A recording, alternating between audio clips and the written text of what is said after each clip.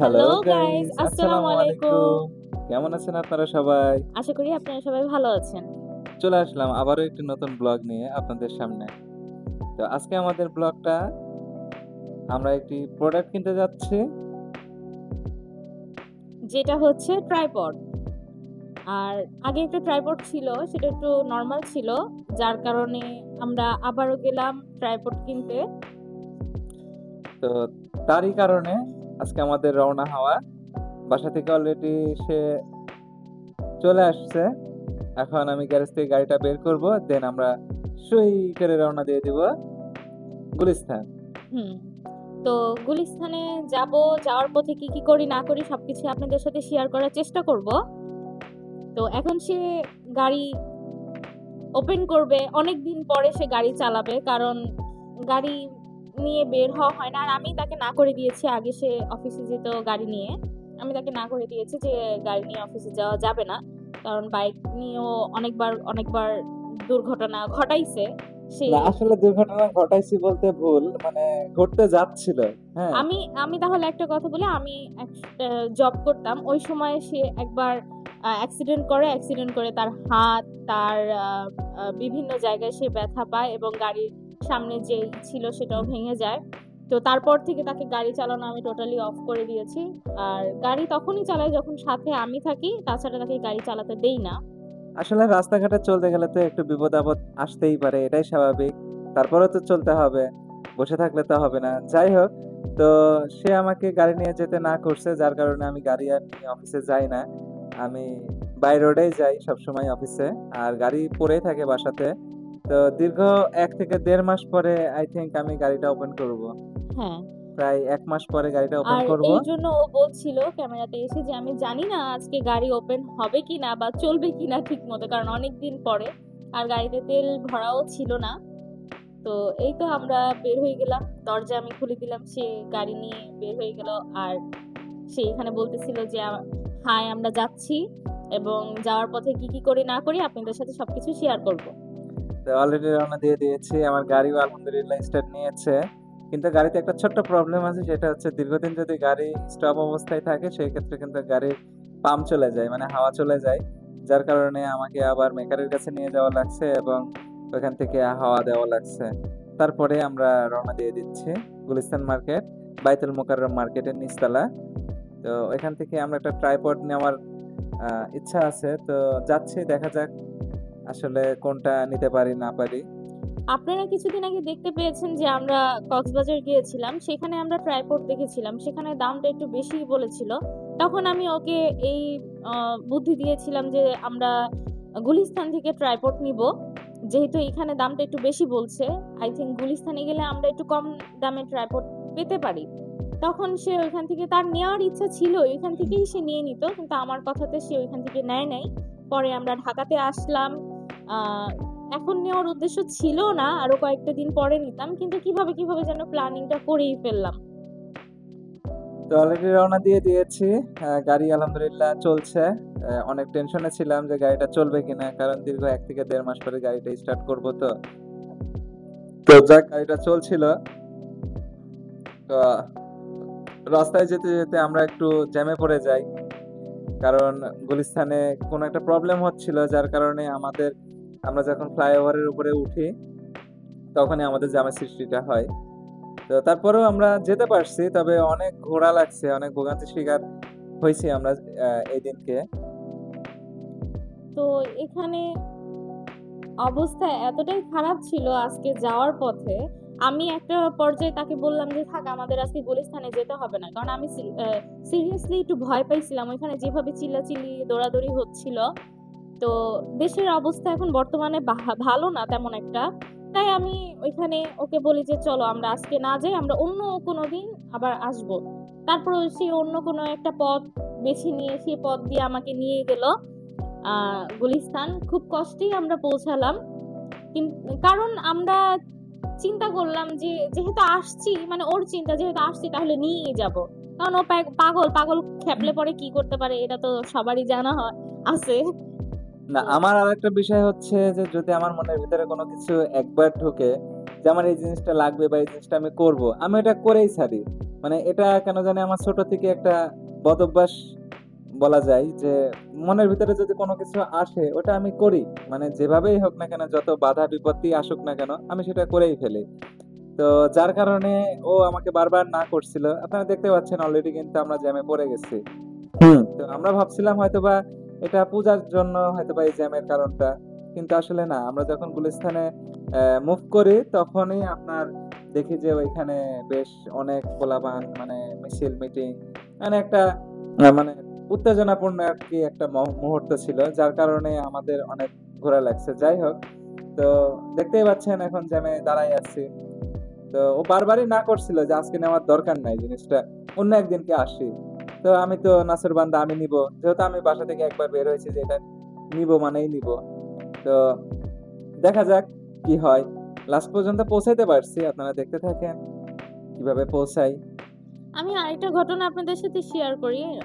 আমরা কুরবানি ঈদে গিয়েছিলাম বাইতুল মোকাররম মার্কেটে বাসার কিছু জিনিসপত্র কেনার জন্য, যেহেতু ঈদ ঈদ উপলক্ষে আমরা অনেক কিছু কেনাকাটা করি। তো ওই দিন সবকিছুই কেনাকাটা হয়েছে, কিন্তু তার মাথায় ঠাস করে ঢুকছে যে সে রিং লাইট কিনবে। সেই রিং লাইট আমি তাকে কিনতে দেই নাই, সেই জন্য সেই রাত আমার সাথে সারা রাত সে ঝগড়া করছে কেন তার ইচ্ছাটা আমি পূরণ করতে দিলাম না, কেন আমি তাকে রিং লাইট কিনতে দিলাম না।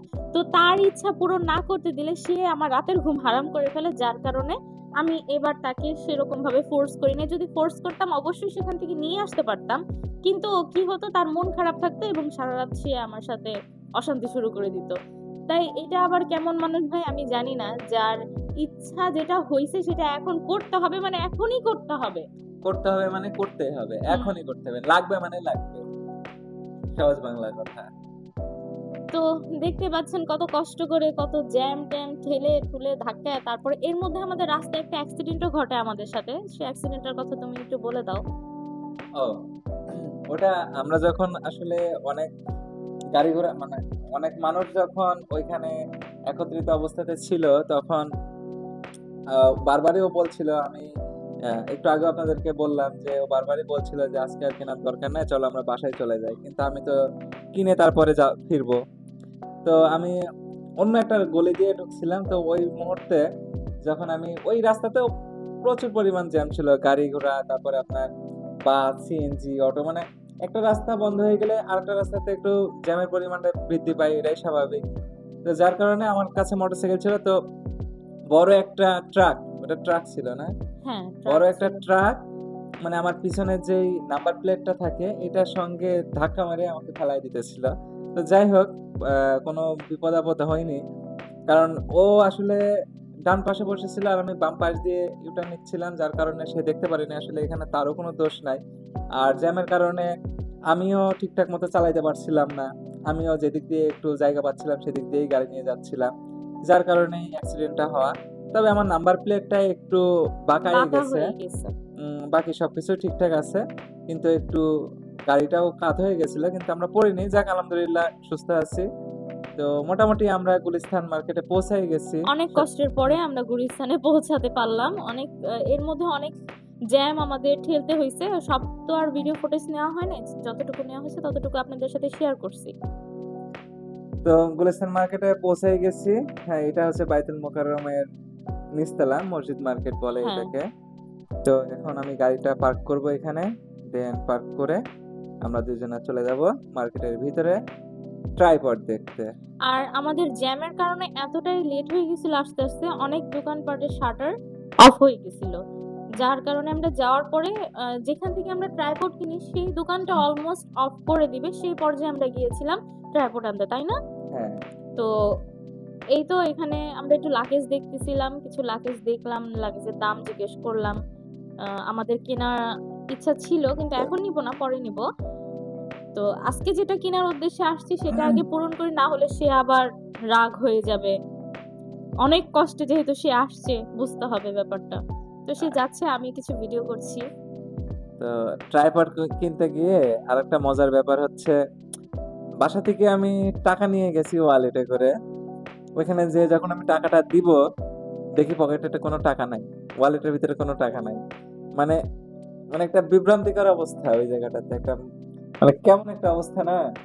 তো পরে আমি টাকাটা বের করে, ও সবসময় টাকা তো রাখে, মানে আমার কাছে রাখে, যাতে ওর কাছে থাকলে টাকা খরচ হয়ে যায়। ওই বলে যে আমি এটা ওটা কিনে ফেলি, টাকা খরচ হয়ে যায়।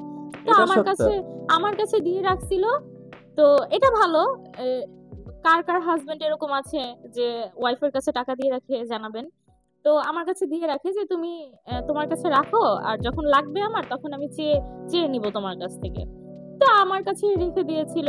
আমি টাকাটা ওকে সুন্দর মতো ওয়ার্ড্রোবের উপরে রাখলামও। আমি ওকে জিজ্ঞেসও করলাম বের আমিও হওয়ার সময়। রাখছিলাম ওয়ালেটের ভিতরে, কিন্তু এটা যে কিভাবে ভ্যানিশ হয়ে যাবে এটা তো আমি বুঝিনি। তো আমি ওকে জিজ্ঞাসা করলাম যে তুমি কি টাকাটা নিছো, যাওয়ার সময় জিজ্ঞেস করলাম, কারণ আমি জানি যে ওর একটু ভোলা মন, ও সবকিছু ভুলে যায়, ওর খেয়াল থাকে না।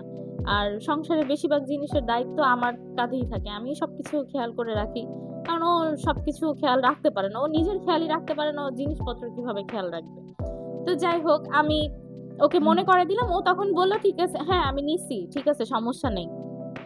তো এরই মাঝে সে আবার আমাকে ওইখানে যেয়ে বলে টাকা তো নাই, টাকা তো নেই নাই। তা আমি বললাম মানে কি, বললাম টাকা তো মনে হয় বাসায় রেখে আসছে। এখন পাশের একটা ছেলে ছিল, সে বলতেছে আপনাদের কি কোনো ক্যাশে প্রবলেম? তখন আমি বললাম যে না, এরকম কোনো প্রবলেম না না, আসলে। আসলে ক্যাশে প্রবলেম বললে ভুল হবে। আসলে টাকাটা পাচ্ছিলাম না, এটা মানে টেনশনে পড়ে গেছিলাম, জাস্ট এতটুকুই। তাছাড়া তো অন্য ওয়ে ছিল, আমার বিকাশে টাকা ছিল, আমার ব্যাংকে টাকা ছিল, আমি কোথাও না কোথাও থেকে আমি ম্যানেজ করে দিতে পারতাম, এটা বড় ব্যাপার না। কিন্তু টাকাটা নাই, এটা হচ্ছে সব থেকে বড় ব্যাপার, যে টাকাটা কোথায় গেল।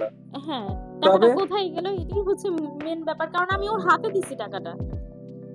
তো পরে লাস্টে দেখি যে আমার ওয়ালেটের ভিতরেই আপনার যে কাগজগুলা রাখা আছে, মানে আমার অফিসের কিছু কাগজ বা আমার পার্সোনাল কিছু কাগজ ছিল। অযথা কিছু কাগজ হুম। ওর ওয়ালেটে থাকে, যে কাগজগুলো কোনো প্রয়োজনই হয় না না। না, আমার একটাও অপ্রয়োজনীয় কাগজ থাকে না, সবগুলা প্রয়োজনীয় কাগজ। আমার হুম। এনআইডি কার্ড থাকে, কারণ আমি ব্যাংকে যাওয়া লাগে সেই ক্ষেত্রে। কক্সে কোন জায়গায় কি খাইছো সে কার্ডও তোমার ওয়ালেটে থাকে, তাহলে তুমি চিন্তা করো তোমার ওয়ালেটে কত ভালো জিনিস থাকে। যাই হোক, ওই কাগজের ভিতরে আমার টাকাটা পড়ে গেছিল, যার কারণে আমি টাকাটা ওইখান থেকে পাইনি। আহ, তবে লাস্টে যখন পাইছি তখন টাকাটা দিয়ে পেমেন্ট করেই প্রোডাক্ট নিছি। তো আমরা অলরেডি প্রোডাক্ট দেখতে চলে আসছি মার্কেটের ভিতরে। আপনারা দেখতেই পাচ্ছেন এখানে অনেকগুলো ট্রাইপড আছে। এখানে আমরা বিভিন্ন মানুষের সঙ্গে কথা বলবো এবং ভালো একটা ট্রাইপড নেওয়ার চেষ্টা করব। যদিও আমাদের একটা মডেল পছন্দ করা আছে, সেটা হচ্ছে উলনজি AMT44। আর আরেকটা নতুন একটা আপডেট ভার্সন আসছে, সেটা হচ্ছে উলনজিরই একই ব্র্যান্ডের, সেটা হচ্ছে AMT78। তো আমার 78টা ভালো লাগে না। তো আমরা ওনারা দেখাচ্ছে ট্রাইপড, আমরা দেখতেছি। তো এটা যেটা দেখাচ্ছে এটা হচ্ছে উলনজি AMT44। তো এগুলা মোটামুটি ভালো ট্রাইপড, এবং এটা মোবাইল দিয়ে ব্যবহার করা যাবে, আপনার ক্যামেরার সঙ্গে ব্যবহার করা যাবে। যেহেতু আমরা ব্লগিং লাইফ আস্তে আস্তে শুরু করছি, আমাদের ব্লগিং জার্নি, তো সবকিছুই তো আমাদের কম বেশি কিনতে হবে, বা আস্তে আস্তে চেষ্টা করতেছি সবকিছু নেওয়ার। তো অবশেষে আমরা চলে আসলাম বাসাতে। হ্যাঁ, আমরা নিয়েছি, আমাদের নেওয়া শেষ। এখন গাড়িটা আবার রাখবো, দেন উপরে উঠবো, তারপরে সে ওটাকে দেখাবে আপনাদের সামনে। আনবক্সিং করব। হ্যাঁ, তো এই তো আমরা বাসাতে ফিরে আসলাম প্রায় আমাদের আস্তে আস্তে 10টা বেজে গেছিল বাসায়। প্রায়। হুম। তো এই জায়গায় সে ওটা বের করার চেষ্টা করতেছিল, কিন্তু সে বের করতে পারছিল না।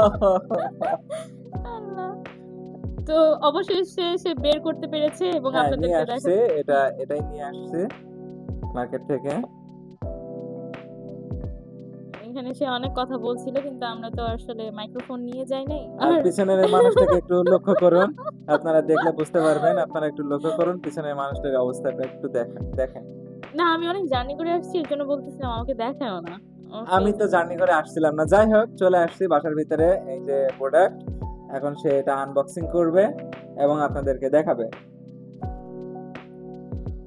এটাই ছিল ট্রাইপড। আমার কাছে ভালোই লেগেছে এটা। আর এই তো আমি এখন খুলবো এটাকে। সবকিছুই বাসায় কিছু নিয়ে আসলে পরে আমার হাত দিয়ে খোলা হয়, সে সবসময় বলে। আমি আসলে উল্টা খুলছিলাম, এর জন্য আবার এখান দিয়ে খুলে তারপরে দেখানোর চেষ্টা করছি।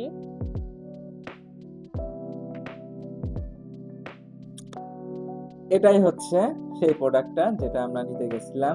আমরা অনেকগুলা ট্রাইপড দেখছিলাম কিন্তু আসলে ভালো লাগেনি, যার কারণে সবগুলা নিতে পারিনি। তবে এটা আগে থেকে পছন্দ করা ছিল, তো শেষ পর্যন্ত এটাই নিয়ে আসছি আমরা। এটা কতটুকু লম্বা যেন বললো? মোটামুটি 5 ফিটের উপরে, 5.5 ফিট। 5 ফিটের উপরে না, 5 ফিট হবে। না, 5.5 ফিট। 6 ফিট হবে না, 5.5 ফিট। তবে এই ট্রাইপডটা আসলে একটু মজবুত আর কি, মানে ব্যবহার ভালো আর কি এটা। এটা আমাদের কেনার উদ্দেশ্য একটাই, যে আমরা টিকটক করি বিভিন্ন জায়গায় গিয়ে, আর দুইজন মানুষ আসলে ধরার মতো কোনো লোক থাকে না, এটা রেখে টিকটক করলে অনেক সুন্দর হবে, বা মাঝে মধ্যে লাইভ করতে পারবো, বা মাঝে মধ্যে আমরা যখন আপনাদেরকে ব্লগ দিব, ব্লগের ব্যাকগ্রাউন্ডটা এটা দিয়ে খুব সুন্দরভাবে দেখা যাবে, সেটার উদ্দেশ্যে এটা কেনা। তো এই তো কিনে নিয়ে আসলাম, আর আপনাদের সাথে একটু ছোট্ট একটা কি বলে এক্সপিরিয়েন্স শেয়ার করলাম। তবে আল্লাহ বাঁচাইছে, আজকে একটা অ্যাক্সিডেন্ট হতে হতে হয় নাই, দুজন সুস্থভাবে বাসায় ফিরতে পারছি, এটাই অনেক।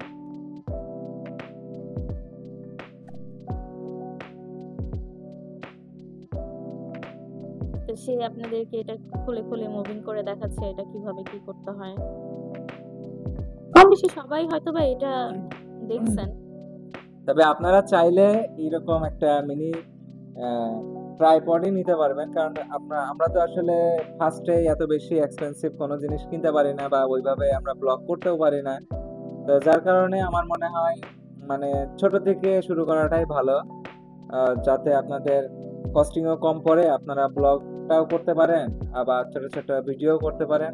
তো আমি সাজেস্ট করব এই ধরনের প্রোডাক্ট আপনারা নেন।